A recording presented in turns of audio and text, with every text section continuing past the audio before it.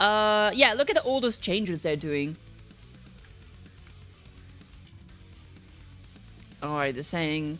So, like, this is barely after a week. That's been, like, a weekend.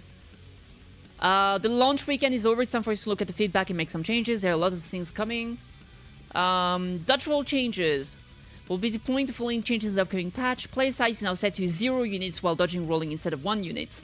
Some smaller monsters can now be pushed while dodge rolling. These include monsters such as Adorned, Beetles, and Kath.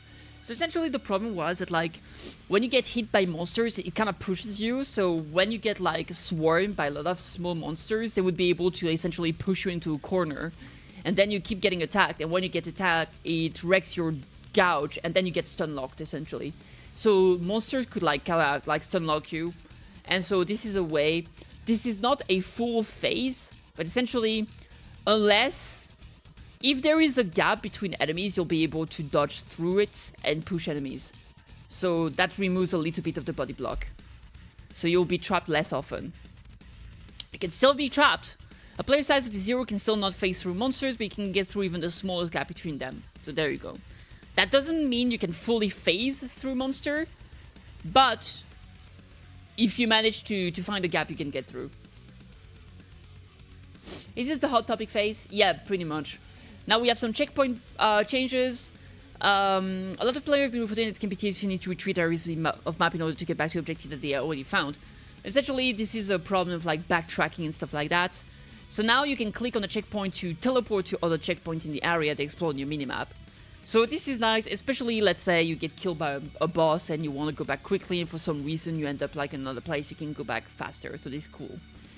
Item change. One of the major problems that players have been experiencing in feeling that the game is not rewarding enough. This is an area that we have to be very careful with adjusting because it's very hard to reduce drop if we increase them by too much.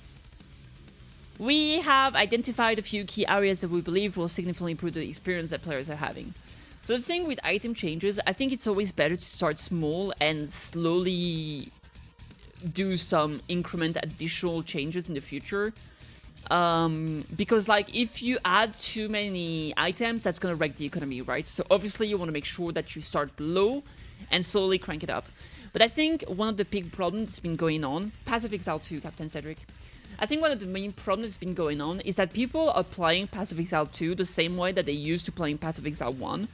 And I think this is, like, I think there's a lot of people complaining what it's not necessary to be complaining about. Because, like, Path of Exile 1, you get so many items. So most of the time you just ignore a lot of stuff, right? But Path of Exile 2, you don't get that many items. And you really gotta make sure that you pick up everything and you sell them or you disenchant them and stuff like that. But yeah, definitely are gonna try to make it so people feel better rewarded. And instead of always, like, getting new items and them being better, you actually get items every now and then, and they really matter, and you gotta level them up yourself, essentially. So that's pretty cool. Rare monster changes. Rare monster were not rewarding enough. Didn't affect the campaign as much because there are more unique bosses. Increase the overall amount of drop rates, especially noticeable when playing the endgame where unique monsters are less common. We have deployed the following changes. Rarity bonus per rare monster mod has been doubled, plus 10% quantity bonus per rare mod. Increase the chance of rare monster inherently having more modifiers to progress through endgame. These changes will cause rare monster rewards to naturally scale up as you get to higher levels because the number of mods a monster can have increases throughout the campaign and into endgame. That's pretty cool. So many did the entire campaign without any gear improvement. I actually think that the currency hasn't been that bad at all. We felt a player were not getting enough of currency either in the early game. I guess they don't think so. Regal orb drop rate increases around 40%. That's massive. Disenchanting of 6 mod rare to give 2 regal shard instead of 1. Lesser jewelers orbs drop rate increase around 33%. Reduce the drop rate of chaos orbs slightly as they are less valued and so it doesn't consume so much of the rare currency drop pool. This causes currency such as exalted orbs to increase somewhat. Gemcutter prism drop rate increased by 500%. Gemcutter's prism now increase quality of gems by 5% instead of 1%. Oh, that's massive. Map mod. We have changed all map prefix mod, but some example changes I've deployed here. Rarity mod have been increased by 2.5. Quantity mod have been added extra rarity. It's just more interesting mod essentially. Unlucky drop protection. So this is essentially a pity system, right? No more than 50% of a unique monster drops can be gold. So essentially, this is just a system to make sure that you don't get screwed.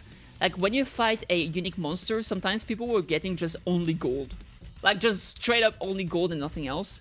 So now half of the drop you get from a unique monster can be gold, but the rest cannot. So you're guaranteed to get some at least interesting pieces of equipment or like gems and stuff like that.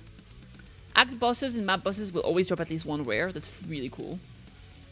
The first change is mostly going to first appears because player can't see the difference between normal and rare gold piles. So we'll get more equipment and currency items. We can take more advantage of the rarity increase unique monster provides.